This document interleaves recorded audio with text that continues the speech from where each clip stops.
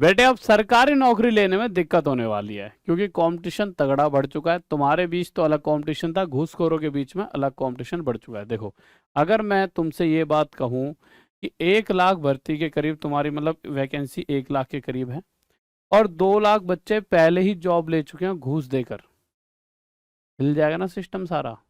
ऐसा हो गया। किसके साथ? तुम्हारे साथ तो नहीं हुआ, ये तुम्हारी किस्मत, पर हो चुका है। एक भर्ती में, एक ऐसी भर्ती जो आप ही से रिलेट करती है, और उसका नाम बताने वाला हूं। बट उससे पहले मेरे भाई, 2 अक्टूबर को रात 9 बजे मेरी पहली लाइव क्लास बहुत दिनों बाद आ रही है, तो सभी जुड़ना ना भूले। 2 अक्टूबर को, संडे को। ये देखिए, ये वैकेंसी है लेखपाल। सभी ने नाम सुना होगा लेखपाल। आप में से बहुत सारे बच्चों ने फॉर्म भर भी रखे होंगे, आपके भाइयों ने, किसी ने, बहन ने, किसी पड़ोसी अड़ोसी ने। इसमें 8,000 कुछ जॉब निकली थी, और 15,000 तो ऐसे बच्चे हैं जो फर्जीवाड़े से ही पास हो रहे हैं। अब ये तो वो हैं जो पकड़े गए हैं, ऐसे कितने और होंगे जो पकड़े भी नहीं जाएंगे। समझ रहे हो आप? अब हुआ क्या, ये पकड़े कैसे गए, ये कहानी भी जानना भैया थोड़ा दिलचस्प होगा, देखते हैं। अच्छा, ये पेपर कब हुआ था इसका लेखपाल का? तो 31 जुलाई को हुई थी लेखपाल भर्ती मुख्य परीक्षा। 501 केंद्रों पर सुबह 10 बजे से एक पाली में संपन्न हुई थी परीक्षा। 21 लोगों को किया गया था गिरफ्तार। जिस समय ये पेपर चल रहा था उस समय 21 लोगों को गिरफ्तार किया गया था।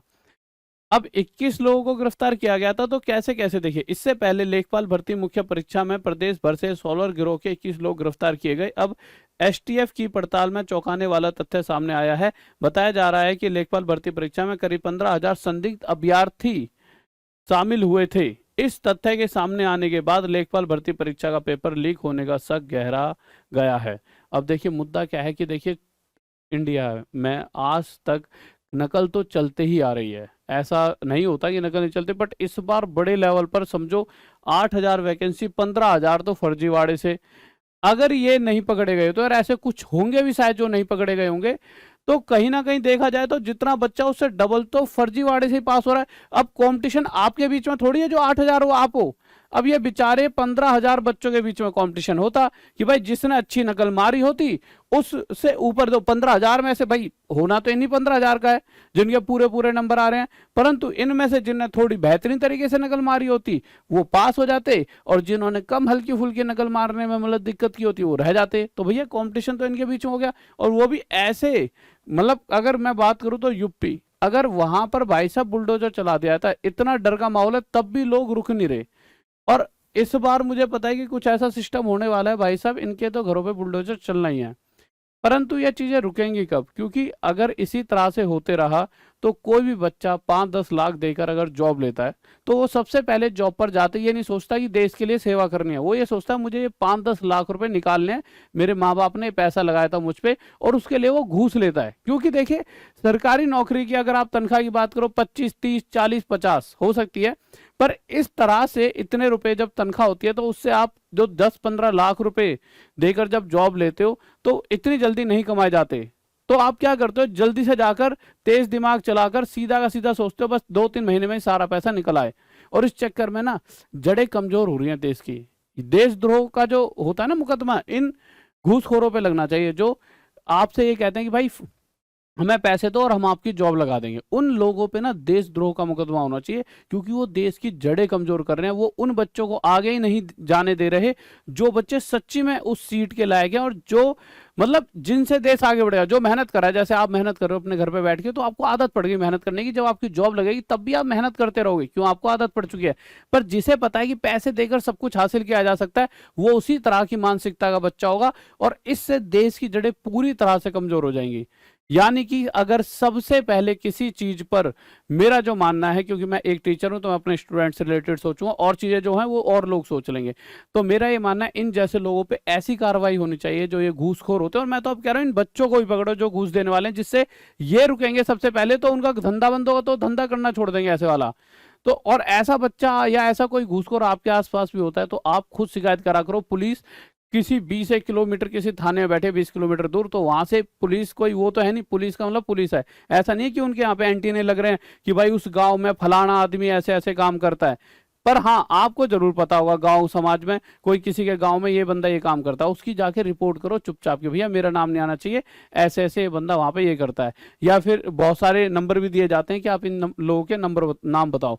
इससे ही चीजें कम होंगी। आपको उतरना पड़ेगा क्योंकि आपको जॉब चाहिए, क्योंकि आप सोचोगे कि यार कुछ ही तो फर्जीवाड़ा हो रहा है, मेरा तो लग जाए, मैं मेहनती हूँ।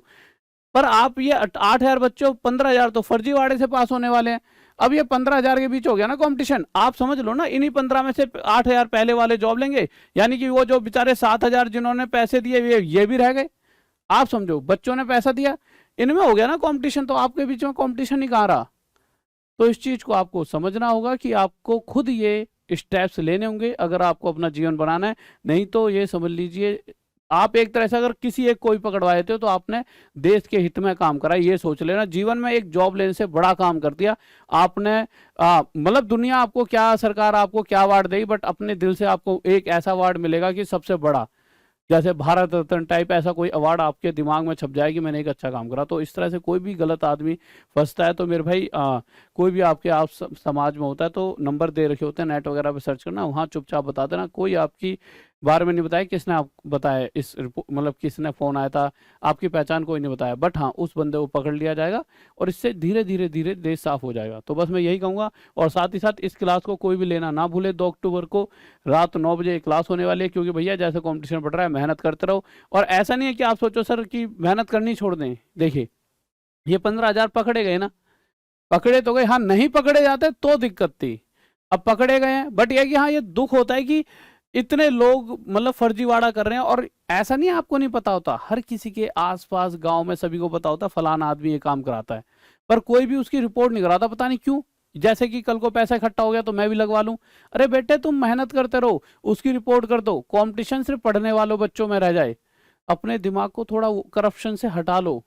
करप्शन सिर्फ ऊपर बैठे हुए लोग नहीं कर रहे। हमारे, अगर मैं किस दिन ढंग से बताऊं तो हम सब बचपन से करप्टेड ही हो चुके हैं। हम सबके दिल में ये लगता है हमें तो पुलिस की नौकरी करनी है। क्यों करनी है? देश की सेवा नहीं, ऊपर की कमाई मिलेगी, ये थिंकिंग हो चुकी है।